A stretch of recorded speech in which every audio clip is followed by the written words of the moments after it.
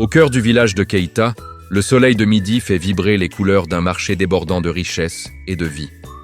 C'est ici que vit Binta, une femme dont la simplicité n'a d'égal que sa dignité, cultivant humblement son petit champ de manioc. À l'opposé, Madame Zara parade dans ses soies étincelantes, affichant son mépris pour ceux qui travaillent en la terre avec leurs mains. Un jour, un vieil étranger poussiéreux s'effondre de soif au milieu de la place. Les riches s'écartent pour ne pas salir leur parure. N'écoutant que son cœur, Binta accourt et lui offre sa dernière gourde d'eau, ignorant les moqueries des passants. Reconnaissant, le vieil homme lui murmure un secret. Le rocher le plus aride peut devenir un jardin pour celui qui possède la foi. Le lendemain, sous le vent brûlant de l'harmattan, Binta commence à frapper la colline de pierre avec sa vieille pioche.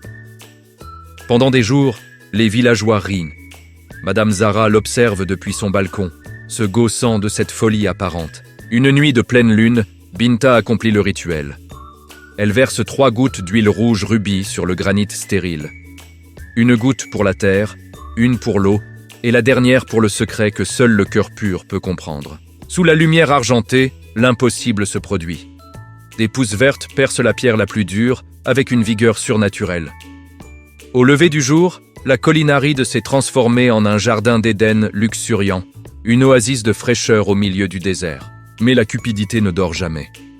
Madame Zara, ivre de rage et de jalousie, ordonne à son guerrier Kofi de la suivre.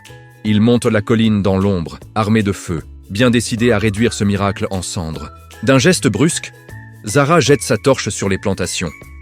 Mais au lieu de brûler, les plantes s'illuminent d'une clarté divine. Soudain, la terre tremble.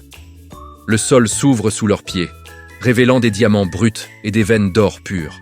Le chef et les anciens arrivent, témoins de la justice de la nature qui récompense la vertu et châtie l'orgueil. Madame Zara voit son empire de mépris s'effondrer, tandis qu'elle réalise que sa richesse n'était que de la poussière. Binta se tient debout au sommet, couronnée par la lumière de la colline, symbole vivant d'une dignité inaltérable.